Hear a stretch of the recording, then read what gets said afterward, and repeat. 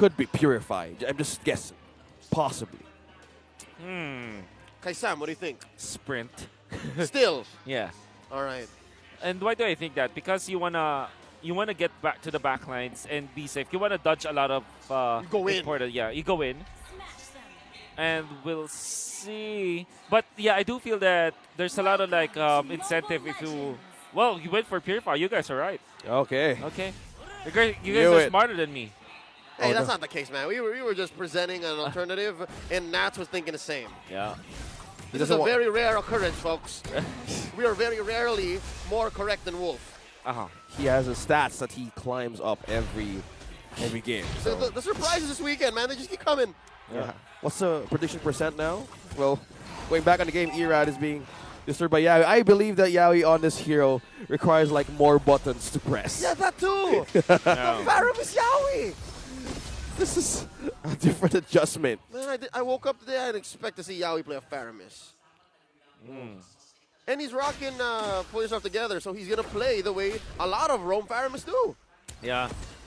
It's you spam your ultimates, right?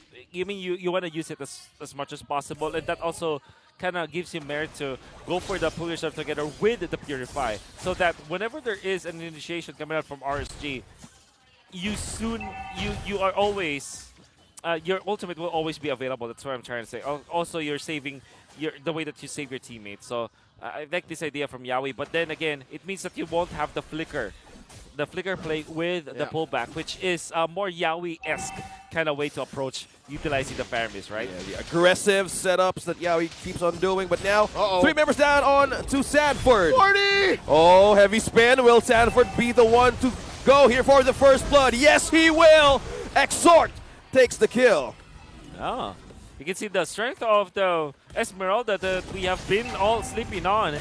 Traditionally great versus the Lapu-Lapu, versus the Yuzhong, just because of the sustain. Remember, only the Thams or the Uranus are able to last against this Esmeralda. But can he last against 3 members? Nats. So it's Nats is trying to back out. Look at that. On the jump, onto the Titan's Rage. Light secures 1, but now the taunt from Nats. Low mana. He's still pulling through 3. That's Yawi using this. 40! Trying to save it. Nats with the box out. No turtle for RSG yet, but Erad is trying to secure this objective. Overheating from Nats once again. Didn't have the mana for it. Whoa! And crowd teasing, well, at least 1-0 so far with their question. All right. Okay, we're keeping tally here. And what's tragic about the jungler for RSG is he spent his retribution too. Yeah, that's right. And Nats didn't have the mana to kind of sustain himself, which is very, very, I would say, questionable. Because we know that Nats always knows how much he can jump, dive through, right? Didn't even pop his Purify because he knows that what's the point of utilizing the Purify when you cannot outrun them anyways, because you won't have the Stardust Dance. He went too deep. With the Frost Moon Shield. So he definitely went too deep. Maybe waiting for his book or the Enchanted Talisman before he goes for those plays. Look at that. 2 versus 1. Up top, Nats. Forced to Purify as well. Okay, so that explains it. Too much sticky or CC or knockups from the side of Echo. So maybe he's looking at the way probably looking at a way to escape Sanford's wrath. 500 gold ahead. A small lead when you're going to take the rest of this series so far in perspective. About 4 minutes in for Echo. Yeah. Considering how the early game went here and the XP lane, how the XP lane is, man, I'm sure that this is not how Nats wanted for this early game to go. Yeah, for sure. But he did have a great laning stage because he was able to kind of zone out Sanford and he actually got a kill. But then when Sanford was activated, well... Off-cam kill, down bottle, real manipulation has been used by Sanji. Sanford going on low. Erad. That was so smart from Sanford. He actually went down so that he's able to proc his Sha Essence and get the lifesteal up and not be threatened by Erad. And if I'm not mistaken, cast that tail whip. Exactly. Try to get the kill on Erad, but Erad has the mechanics. So regardless, a San duo showing up. I agree. And I mean, we were just talking about how Nats had a little bit of an upper hand versus the Yuzhong in the early stages. But when Sanford was activated, he got 2 kills and an assist now. Now with Hunter Strike, he can eye for the backlines of RSG. No brother left behind on the EXP lane. 2-0 currently, our tally. Yeah.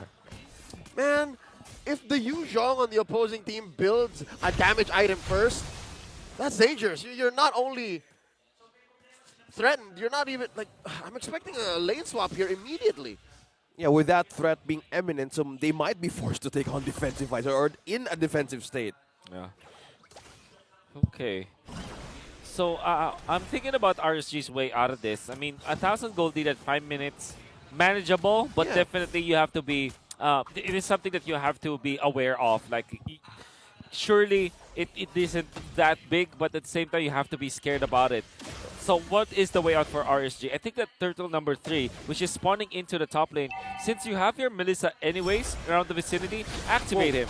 Oh, that's the gold altar being activated now. Heavy spin. Trying to escape the possible setup with manipulation. On to 3. Flicker out from Light. But from that move, Echo takes and secures one turret up top from RSG.